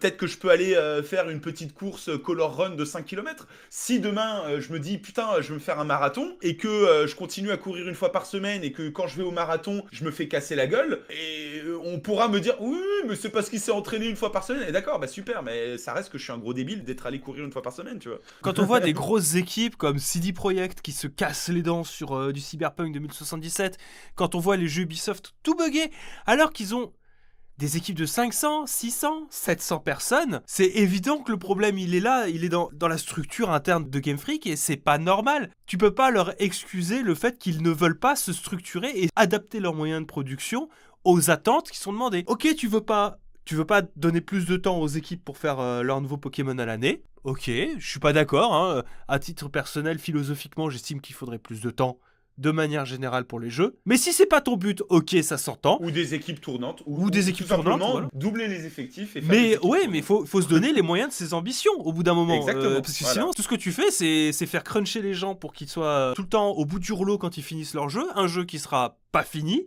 et qui est pas à la hauteur de ce que la Switch en elle-même elle est capable de faire. Parce que je suis désolé, certes c'est très moche, certes la Switch elle a la ramasse, mais la Switch est capable de mieux. Ouais, c'est ça, complètement. Ah oui, complètement. L'excuse, alors pour le coup, l'excuse Switch, elle était valable pour la 8ème génération, c'est-à-dire que le jeu Pokémon épée et bouclier, sur le moment, on avait trouvé pas mal de faiblesses graphiques et tout, mais là, en vrai, c'était un peu craché dans la soupe parce que, oui, effectivement, il y avait moyen de faire mieux sur Switch, mais en fait, quand tu regardes les jeux Switch les plus beaux, c'est pas non plus si plus beau que ça. Bon, c'est le style Pokémon, t'aimes ou t'aimes pas, mais voilà quoi. Par contre, là, depuis Légende Arceus, c'est juste. Mais c'est même pas que visuellement ça soit moche qui soit le plus gênant, parce que moi qu'il soit aussi moche que ça ne me dérange pas. Mais dans ce cas-là, tu rames pas, tu lags pas, tu n'as pas de Ouais. problème technique autre. T'es moche, tant pis, c'est pas un souci. Mais sois fluide quoi. Bah C'est- voilà, c'est encore une fois, dans la vie réelle, si t'es moche, tu peux naître moche, y a pas de souci. Mais lave-toi, tu vois. Enfin, Oui, c'est un peu ça, quoi. Tu sais pas parce que t'es moche que tu dois complètement rage quit en mode, bah, de toute façon, je suis moche, j'en ai rien à foutre, je me lave pas, tu vois. c'est un peu scabreux, mais oui, je vois l'idée. Bref, tu voulais rajouter quelque chose? Bah, en tant que premier jeu Pokémon, je dirais si tu le donnes dans les mains d'un enfant, je pense que c'est très bien parce que un enfant il verra pas que ça lag et il s'en fout. Je suis pas sûr. Ah, Je mettrai alors- pas. Non mais peut-être qu'il verra, mais il donnera pas autant d'importance. Il profitera quand même et je pense même que cet open world proposé, ça peut devenir très très vite extrêmement addictif justement Parce que la liberté de se balader et de capturer les Pokémon, donc c'est vraiment à surveiller de très très près par les adultes pour pas que ton enfant il passe sa journée dessus. Mais si tu le donnes en tant que premier jeu Pokémon à un adulte, je sais pas, perso, j'ai l'impression que c'est quand même un produit pas fini. Et même si je peux faire des... Bon, je ferme les yeux sur certaines choses, ça va, les bugs, etc., je peux survivre. Mais j'ai l'impression que, n'empêche, ce Pokémon, quand même, il se base sur le fait que j'aurais dû jouer à d'autres jeux Pokémon avant. Que j'aurais dû connaître des choses avant. Que j'étais censée être au courant des types qui sont plus forts que les autres. Et comment il faut jouer. Après, ça y a l'école quand même. Tu peux aller à l'école, t'as les cours. Ça m'a permis un peu de me rattraper, mais c'était vers quand j'étais à 10 heures du jeu. Quand j'ai compris qu'en fait, il y avait des cours à l'école. C'est vrai, ils te hintent pas assez. Sinon, c'est un peu... on te lâche vraiment dans la nature et on part du principe que tu sais déjà comment jouer. Et ça, peut-être que cet aspect-là de... pas forcément pédagogie, mais une petite pensée pour ceux qui n'ont jamais joué. Moi qui pense complètement le contraire, en mode le tuto m'a tué tellement il était... Mais en fait, je suis d'accord, tu vois, le tuto... Mais c'est parce que tu sais comment il jouait. Mais en vrai, si tu te mets à la place de quelqu'un qui n'a jamais joué à Pokémon, le tuto, il est non seulement pénible, mais en plus, il est très lacunaire. Oui, ouais, peut-être, ouais. Genre, ok, elle m'a expliqué vite fait au début que la type plante, c'est plus fort que type eau, mais tout le reste, je sais toujours pas. Et pourtant, je suis à 15 heures de jeu, je sais toujours pas qu'est-ce qui est plus fort que l'électricité et sur quoi l'électricité est plus fort. Même si je commence petit à petit, tu vois, à tâter le terrain. Mais il y a des choses, le jeu, il n'explique pas et je suis obligée de chercher toute seule, mais c'est pas évident. C'est vrai. Il y a des choses qui vous paraissent évidentes et normales que moi, j'arrive pas à capter. Et qui sont difficiles, dans les faits. Et qui sont pas liées forcément au système de progression d'un Pokémon. Non. C'est vraiment sur les mécaniques. Oui, l'évolution. Oui. Par exemple, toi, tu m'as dit, t'as un Pokémon, il te faut une pierre spéciale pour qu'il évolue. Tandis que moi, j'ai vu qu'il y a déjà 2 ou 3 Pokémon dans mon équipe qui ont évolué tout seuls et qu'il y avait besoin de faire rien du tout pour que ça se passe. Donc du coup, qui m'explique que ça va évoluer d'une telle ou telle manière ? Alors Personne. Après ça, Elena, c'est... Oui, je comprends ce que tu veux dire, mais c'est la base de Pokémon, ça a toujours été l'échange et l'échange d'informations notamment. Le jeu s'est créé là-dessus, sur le fait que tu as plusieurs versions, qu'il y a certains trucs, tu sais pas comment tu vas les avoir, donc du coup, les gens font des expérimentations, etc. etc. Maintenant, c'est très théorie crafté et très, très précis, mais c'est vrai qu'à la base... Le principe du jeu Pokémon, c'est ça. C'est un peu justement les informations, tu dois un peu les trouver par toi-même en expérimentant et tout. Et je pense que tous les fans de Pokémon sont plutôt d'accord avec cette méthode. Moi, justement... Oui, mais les fans de Pokémon... Justement, il n'y a pas de souci avec ça. C'est que mais tu apprécies la licence pour ce côté, justement, où tu sais pas, où faut un peu dépioter le truc toi-même et ça fait partie de l'expérience, quoi. Oui, mais pas de souci. Si t'apprécies pas, c'est juste que t'es pas trop fait pour la licence, quoi. Mais non, mais j'ai jamais joué. C'est ça un peu l'essence du truc, quoi. J'ai jamais joué à Pokémon, donc du coup, moi, je me retrouve un peu larguée, mise de côté. Donc, il y a des choses, tu vois, dans mon inventaire, il y a plein de trucs. Le jeu n'a jamais pris le temps de m'expliquer l'utilisation de certaines choses. Okay, non, mais c'est toujours un peu le principe du truc. Pour le coup, ça, c'est comme dans Zelda, tu vois, Breath of the Wild, tu trouves des milliards d'objets. Et tu dois trouver toi-même comment les utiliser. Je trouve que c'est pas très intuitif parce que, encore une fois, tu vois, j'ai pas fini le jeu. Je suis à 15 heures, mais je suis quand même allée assez loin, je trouve, pour me dire, d'accord, je suis censée connaître les bases du jeu et je suis censée comprendre le minimum de choses qui se passent et comment, en fait, améliorer mes capacités, etc. Je commence à peine à les comprendre. 15 heures, c'est beaucoup. Mais encore une fois, ça, en fait, je pense que c'est parce que tu as une approche qui est très de la compréhension. Ouais, mais comment dire, ça t'empêche pas. En fait, le truc, c'est que t'es pas obligé de comprendre complètement un jeu pour le finir. Et pour le coup, tu le dis toi-même, t'as un 15 heures de jeu et t'as bien avancé. Donc c'est bien la preuve que finalement, c'est des infos qui sont... En fait, les infos qui te manquent, c'est les infos qui sont un peu pas nécessaires finalement, tu vois. Genre, t'as pas besoin non plus de tout connaître. Et pour la table des types, je suis pas d'accord parce que la table des types, une fois que t'as rencontré un Pokémon, ils te disent si une attaque est super efficace sur lui. Donc ça te permet de trouver, tu vois. Oui, mais à un certain moment, j'ai commencé à faire attention à ça. Mais effectivement, ça m'a demandé quand même de faire cet effort-là, d'observer aussi. Mais c'est des jeux... En fait, Pokémon, c'est des jeux Wikipédia. Donc je sais vraiment pas si t'as... Enfin, c'est des jeux où t'as énormément de données qui sont pas des données forcément très compliquées à comprendre, mais t'en as beaucoup. Donc du coup, il n'y a pas vraiment moyen de te mettre. Il y a le Pokédex qui te donne les types des Pokémon. Je crois que t'as même, dans les cours, t'as même la table des types qui t'est affichée complètement. D'ailleurs, t'as littéralement le tableau de la table des types. Mais voilà, Je suis quoi, pas encore ça là, reste en un tout jeu cas. Pokémon, donc ils doivent. Je vois ce que tu veux dire, mais en même temps, je peux pas être 100% d'accord parce que c'est normal au bout d'un moment que. Enfin, ils peuvent pas tout te mettre. Je pense qu'ils mettent quand même beaucoup d'infos et que ça reste un jeu qui est jouable et finissable par le tout public. Donc à partir de là, Bah, ils sont obligés de pas tout dire, quoi. en partant du Ah, je sais principe que pas, j'ai quand même hein, réussi ouais. à bien avancer, je pense que tu n'as pas tort. Mais de l'autre côté, je trouve que c'est un peu dommage que Ouais, il manque. justement ceux qui n'ont jamais joué avant, bah, ils se retrouvent avec le manque, en fait, finalement, de D'infos, certains ouais, types ouais. d'informations, ou en tout cas, Mais comment ils on... pourraient augmenter le nombre d'infos qu'ils te donnent? Parce qu'en vrai, en fait, il y en aurait tellement à donner. En fait, c'est un jeu qui est vieux, donc du coup, c'est presque comme un MMO, tu vois. C'est très difficile Tu de sais, te donner beaucoup en d'infos, quoi. faisant un gros tuto bien solide, bien fait, que tu peux skipper si tu as déjà joué à la licence Pokémon. Ah, le tuto, il couvrait quand même un peu la base. Mais c'est vrai que, en fait, le truc, c'est que je suis biaisé, donc je peux pas te dire s'il était bien fait, quoi. Parce que je connais le jeu par cœur, donc forcément. Moi, j'ai l'impression qu'ils abordaient un peu toute la base. Mais bon, c'est vrai que. Je sais pas. Après, Je... encore une fois, l'exercice est compliqué parce qu'il faut non seulement se mettre d'un point de vue d'un profane de Pokémon, mais aussi de quelqu'un qui pourrait avoir, comment dire, un habitus différent en matière de jeux vidéo, tu vois. Hmm. C'est vrai. Et Oui, bah, c'est si sûr. tu prends de ce point de vue-là, tu vois quand même que même les tutos s'adressent en fait à surtout réveiller la mémoire des Oui, casus de Pokémon. c'est vrai.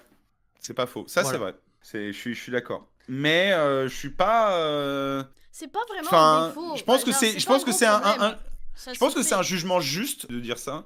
Je pense aussi que par la nature de Pokémon, c'est difficile en l'état du gameplay de faire autrement que ce qui est fait Oui. actuellement. C'est-à-dire que le tuto, il va te guider pour la partie combat et tout. Ensuite, il te dit, bah, si tu veux des infos, tu vas dans ton Pokédex. Ensuite, ils te disent, bon, bah, va faire les cours si tu as des questions. Et après, s'il continue à te mâcher le truc, ça va, en fait, va y avoir l'effet inverse de il me bourre d'infos et je peux pas les retenir parce C'est vrai que aussi. le fait est qu'il y a trop d'infos, mais des petites infos. Ça va pas changer ta vie de savoir que, je sais pas, Pikachu est de type électrique et que du coup il est faible au type sol. Tu vas l'apprendre si tu joues Pikachu, mais c'est pas nécessaire si tu joues pas Pikachu ou si tu rencontres pas Pikachu. Mais pourtant, des Pokémon, il y en a 1000, il y en a 400 dans le jeu, donc ça fait beaucoup d'infos, quoi. Ça fait beaucoup Mm. Oui, d'infos c'est et clair, hein. voilà. Mais oui, je vois ce que tu veux dire. Maintenant qu'on en a parlé, je comprends ce que tu veux dire, Hélène. Bon, Je après, pense que c'est effectivement un peu frustrant, ouais, j'ai quand même réussi à avancer, mais je t'avoue, tu vois, c'est effectivement à un certain moment du jeu, même 5 heures, 6 heures, j'étais littéralement perdu. J'étais en mode, mais ok, j'arrive pas à comprendre le principe. Et puis bon, Ouais, ouais. tu Non, mais c'est vrai. avances, et C'est plus vrai que tu ça, pour forces le et tu coup, on peut comprends, pas mais... nier que ça s'adresse à un public de gens qui consomment déjà le jeu, quoi. Pour moi, tu vois, un jeu justement qui avait comme concept de ramener du monde sur la licence qui ne sont pas des gens qui connaissent Pokémon, t'as eu Let's Go et t'as eu Legend Arceus comme ça. Let's Go qui était pour le coup, c'est même plus du mâchage là, c'était du ouf. Pour le coup, le tuto il était fait, hein. C'est genre littéralement le tuto c'est la moitié du jeu, t'as l'impression. Oui. Genre au bout de 10 heures de jeu, il continue à te faire des parties tuto. Ah non, mais c'est toujours Euh, un peu compliqué, ouais. et là, c'est vrai que oui, je suis d'accord. Ils sont un peu en mode, on te rafraîchit la mémoire, c'est comme ça que Pokémon marche, en avant, let's go. Et ouais, c'est vrai qu'ils tablent un peu là-dessus, je suis Il y d'accord. a peut-être un équilibre à trouver. Exactement. Oui, oui, bah c'est sûr. Non, mais en fait, je pense que on en revient au fait que le système de jeu Pokémon est vieux. Oui. Florian le dit, le système de jeu Pokémon est vieux. C'est pas un système qui est progressif comme la plupart des jeux où aujourd'hui la base c'est que en gros au début tu peux rien faire et petit à petit ils te mettent des infos et du coup tu finis par avoir la maîtrise de ton personnage comme ça. Et là, Pokémon n'est pas un jeu comme ça, c'est un jeu tour par tour avec un gameplay des années 90 encore aujourd'hui. Et oui, effectivement, c'est très difficile à tutorialiser ce genre de truc. Voilà, je suis d'accord. C'est un jeu qui n'a pas connu de révolution et qui en fait a évolué par incrémentation. Ce qui fait que, Ouais, en vrai, il y a beaucoup de nos acquis qu'on a eu parce qu'on a joué au précédent jeu Pokémon et que, bah, fondamentalement, la boucle de gameplay d'un Pokémon rouge et bleu était beaucoup plus simple à appréhender parce que c'était la boucle originelle Et que C'est c'est ça. petit à petit qu'on a rajouté des trucs par-dessus tout ça. Il y a eu, Ouais, il commence à y avoir beaucoup de trucs. il y a eu 2 nouveaux types, il y a eu Oui, mais les surtout, tu gimmicks, sais, les les objets. talents, Ouais, voilà. les talents, les objets, Avant, les il machins. y avait pas tout ça et c'était plus Ouais, facile d'accès. facile, Et c'est du coup, vrai. on avait cet ajout des nouvelles fonctionnalités, mais qui arrivaient de manière progressive. Et une fois qu'on avait intégré ce que les précédents jeux nous avaient appris. Et Putain, tu me donnes envie de faire une vidéo, mec. Pokémon est un jeu difficile. En vrai, je pense que s'ils continuent sur la même voie, c'est-à-dire que s'ils améliorent leur open world et Oui, s'ils vont dans ce sens-là, il y a moyen que ça avance et que ça évolue dans le bon sens. oui, je suis d'accord. Je pense qu'on peut rester là. C'est prometteur. Maintenant, il faudrait qu'ils aient le temps d'intégrer les remarques qui sont faites. Je pense malheureusement que ça va être compliqué, que Pokémon 10G va tout juste prendre en compte les remarques qui ont été faites sur la 8G et sur Arceus. À voir ce que ça va donner. Mais oui, j'espère qu'ils vont faire remonter sur la construction du monde ouvert aussi. Parce que, comme vous l'avez vu et comme vous nous avez entendu, on peut critiquer le jeu sans parler de la technique. Mm. On peut ne pas s'arrêter qu'à la technique et quand même raconter des choses qui vont et des choses qui ne vont pas, tant narrativement que en matière de gameplay. Donc c'était extrêmement intéressant de discuter avec vous. Merci beaucoup à tous les deux, ça m'a fait super plaisir de partager ce podcast avec vous. Bah écoute, très heureux Mais merci, de participer à ce podcast. Merci d'avoir proposé de participer et merci à Fieldrong d'avoir répondu présent. Merci Fieldrong, merci beaucoup. Toujours en rendez-vous. Abonnez-vous à la chaîne de Fieldrong si vous n'êtes pas encore déjà abonné. Ah Merci beaucoup. Je faisais clairement ça pour la publicité. Les gens ne Exactement. me connaissaient pas. Exactement. Merci à tous et à toutes de nous avoir écoutés jusque-là. Merci pour votre soutien. On se retrouve très vite pour de nouveaux podcasts. Je vous tease un petit peu les prochains projets. Il y a des chances que je parle avec Étagère la prochaine fois d'un jeu qui s'appelle Vampire Survivor. Alors, on se tient au jus pour le mois de janvier 2023. Mm. Allez, bisous tout le monde. Au revoir. Tchou tchou. Ciao.